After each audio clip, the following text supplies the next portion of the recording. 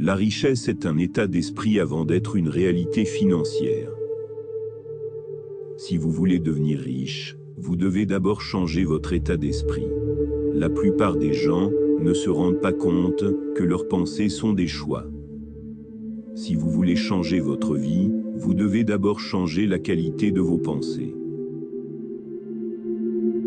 Si votre plan d'argent subconscient n'est pas fixé sur le succès, rien de ce que vous apprenez, rien de ce que vous savez, et rien de ce que vous accomplissez ne fera vraiment la différence. Si vous n'êtes pas entièrement, totalement et vraiment engagé à créer de la richesse, il y a de fortes chances que vous ne le fassiez pas.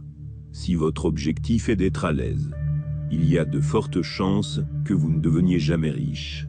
Mais si votre objectif est de devenir riche, il y a de fortes chances que vous finissiez par être très à l'aise. Ce qu'il faut comprendre, les racines créent les fruits.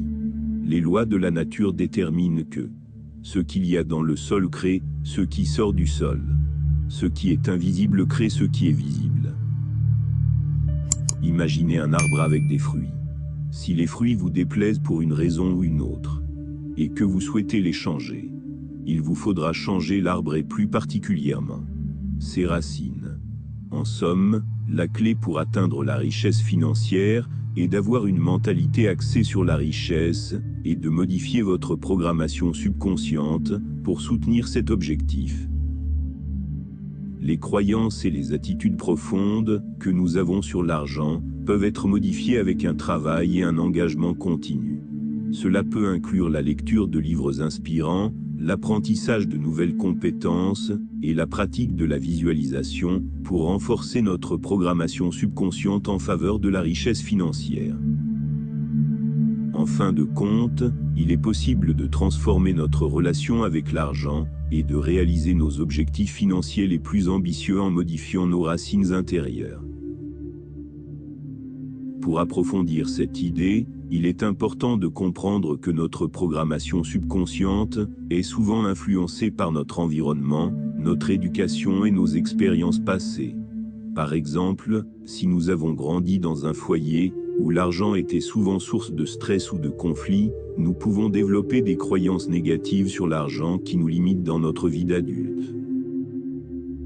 De même, si nous avons été éduqués dans une culture qui valorise la modestie et la frugalité, nous pouvons avoir des difficultés à envisager la richesse comme quelque chose de positif ou de souhaitable.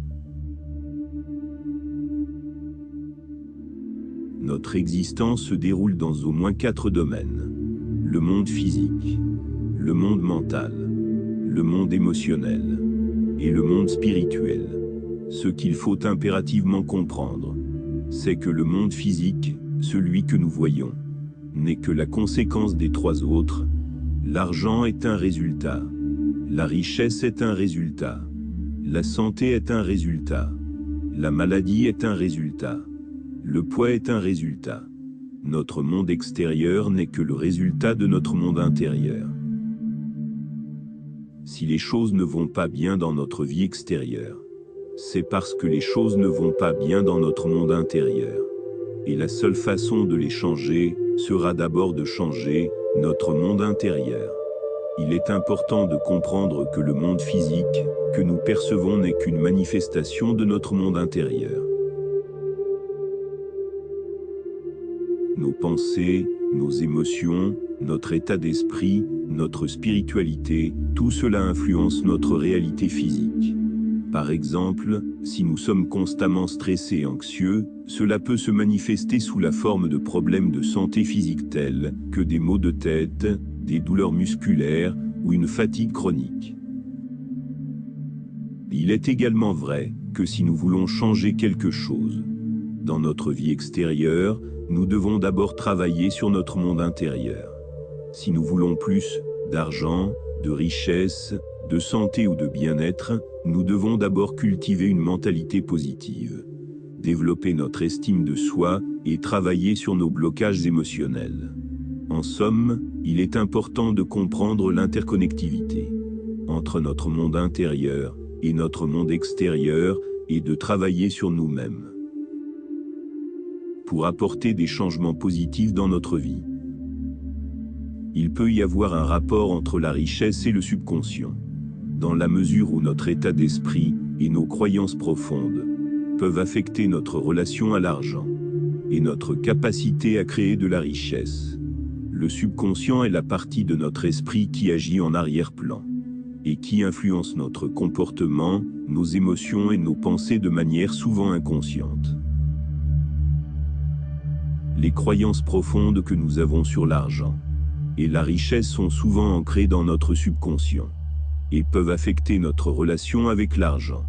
Par exemple, si nous avons une croyance profonde que l'argent est mauvais ou que les riches sont égoïstes, cela peut créer des blocages mentaux et émotionnels qui nous empêchent de créer de la richesse. De même, si nous avons des croyances limitantes sur notre propre capacité à créer de la richesse, cela peut également affecter notre comportement et nous empêcher de réaliser notre potentiel financier. Il est donc important d'examiner nos croyances profondes sur l'argent et la richesse, et de travailler sur notre subconscient pour éliminer les blocages mentaux et émotionnels qui nous empêchent de créer de la richesse. Cela peut se faire par la méditation, la visualisation, la thérapie ou d'autres techniques de développement personnel qui aident à explorer et à transformer nos croyances profondes. Le subconscient peut également jouer un rôle dans notre capacité à gérer efficacement notre argent. Par exemple, si nous avons une tendance à la procrastination ou à l'impulsivité, cela peut être lié à des schémas de comportement inconscients qui sont influencés par notre subconscient. Si nous avons des croyances limitantes sur notre capacité à gérer notre argent de manière responsable, cela peut également affecter notre comportement financier. Cependant, il est important de noter que le subconscient n'est pas un substitut à l'action concrète et à la prise de décision consciente.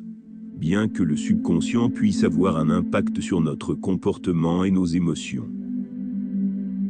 En relation avec l'argent et la richesse, il est également important de prendre des mesures concrètes pour atteindre nos objectifs financiers, tels que l'établissement d'un budget, la planification à long terme et l'investissement judicieux.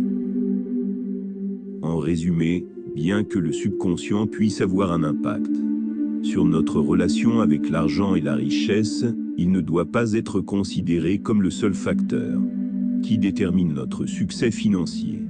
Il est important de travailler sur notre subconscient pour éliminer les blocages mentaux et émotionnels qui peuvent nous empêcher de créer de la richesse, tout en prenant des mesures concrètes pour atteindre nos objectifs financiers.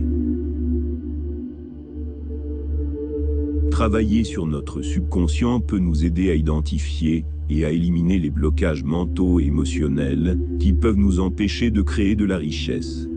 La bonne nouvelle est que notre programmation subconsciente n'est pas figée et peut être modifiée avec de la pratique et de la persévérance. Les techniques de reprogrammation subconsciente, comme l'auto-hypnose, la visualisation créative, l'affirmation positive et la méditation peuvent tout aider à reprogrammer notre esprit pour qu'il soutienne nos objectifs financiers. Il est également important de surveiller nos pensées et nos attitudes conscientes envers l'argent et de les modifier si elles sont négatives ou limitantes. Voici quelques étapes qui peuvent aider à travailler sur notre subconscient pour atteindre nos objectifs financiers. Identifier les croyances limitantes. La première étape pour travailler sur notre subconscient est d'identifier les croyances limitantes qui peuvent nous empêcher de créer de la richesse. Ces croyances peuvent être liées à l'argent, à notre propre valeur, à la richesse ou à d'autres domaines de notre vie. Questionner ces croyances. Une fois que nous avons identifié ces croyances limitantes, il est important de les remettre en question et de les examiner de manière critique. Nous pouvons nous demander si ces croyances sont basées sur des faits réels ou s'il s'agit de simples perceptions qui ne reflètent pas la réalité. Changer les croyances limitantes. Une fois que nous avons examiné nos croyances limitantes, nous pouvons travailler à les changer en croyances positives qui nous aident à créer de la richesse.